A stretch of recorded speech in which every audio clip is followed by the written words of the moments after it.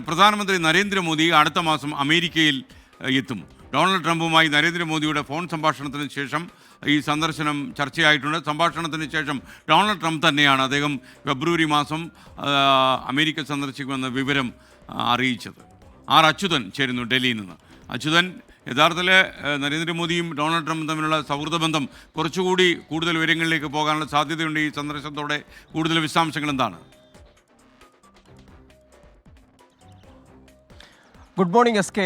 ഇന്നലെയാണ് പ്രധാനമന്ത്രി നരേന്ദ്രമോദിയുമായി American president Donald Trump phone വഴി സംഭാഷണം നടത്തുന്നത്. ആ സംഭാഷണത്തിൽ ഉഭയകക്ഷി ചർച്ചകളും അതിനോടൊപ്പം തന്നെ പ്രധാനമന്ത്രി നരേന്ദ്രമോദി പങ്കുവച്ച വിവരം ആഗോള സമാധാനത്തിനും സമൃദ്ധിക്കും വേണ്ടി ഇരു രാജ്യങ്ങളും ഒരുപോലെ പ്രവർത്തിക്കുമെന്നുള്ളതാണ്.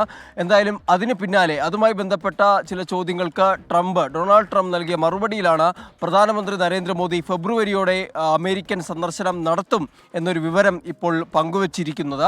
ഫെബ്രുവരിയോടുകൂടി തന്നെ വൈറ്റ് ഹൗസ് സന്ദർശിക്കുമെന്ന് കൂടി ഡൊണാൾഡ് ട്രംപ് പങ്കുവയ്ക്കുന്നുണ്ട്. അതായത് കൂടുതൽ ഇരു രാജ്യങ്ങൾ തമ്മിലുള്ള ഉഭയകക്ഷി ബന്ധം അത് മെച്ചപ്പെടുത്തുന്നതിലേക്ക് ഈ സന്ദർശനം വഴിവെക്കും.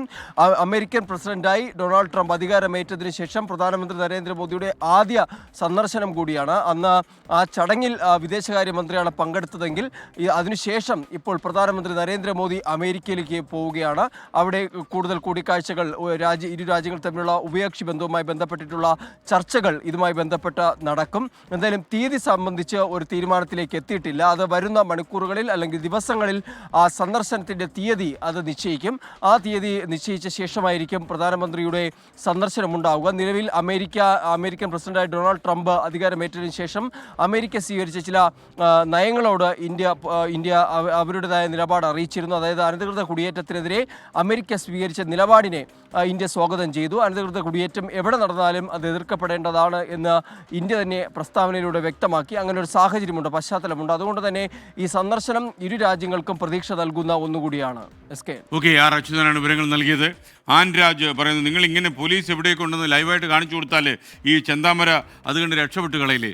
ചെന്താമരയ്ക്ക് രക്ഷപ്പെടാനുള്ള പഴുത് എന്തെങ്കിലും ഉണ്ടെങ്കിൽ നമ്മൾ തീർച്ചയായിട്ടും ആ വാർത്ത സംപ്രേഷണം ചെയ്യുക. സുരക്ഷാ ഏജൻസികളെ സഹായിക്കുക എന്ന പ്രാഥമിക ദൗത്യം നമ്മൾ ഏറ്റെടുക്കുക തന്നെ ചെയ്യും.